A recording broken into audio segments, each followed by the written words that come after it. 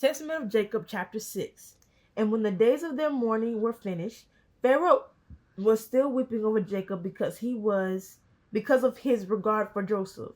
Then Joseph addressed the nobles of Pharaoh and said to them, "Since I have found favor with you, will you speak on my behalf to Pharaoh the king, and say to him that Jacob made me take an oath that when he went out from his body, I would bury his body in the tomb of my fathers in the land of Canaan, in that very place."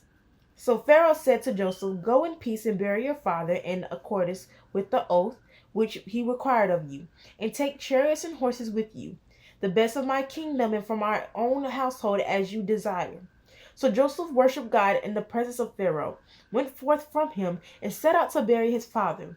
And there set out with him the slaves of Pharaoh, the elders of Egypt, all the household of Joseph, and his brothers, and all Israel.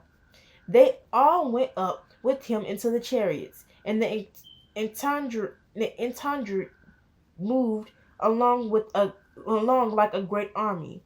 They descended into the land of Canaan to the river bank across the Jordan, and they mourned for him in that place with very great grief indeed.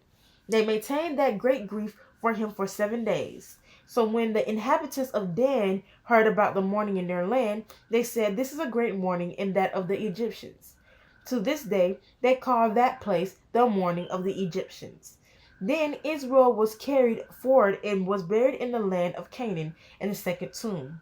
This is the one which Abraham had bought with authorization of burials from Ephron, opposite Machir. After that, Joseph returned to the land of Egypt with his brothers and all the entourage of Pharaoh. And Joseph lived after the death of his father many years. He continued to rule over Egypt through Jacob, and though Jacob had died and was left behind with his own people.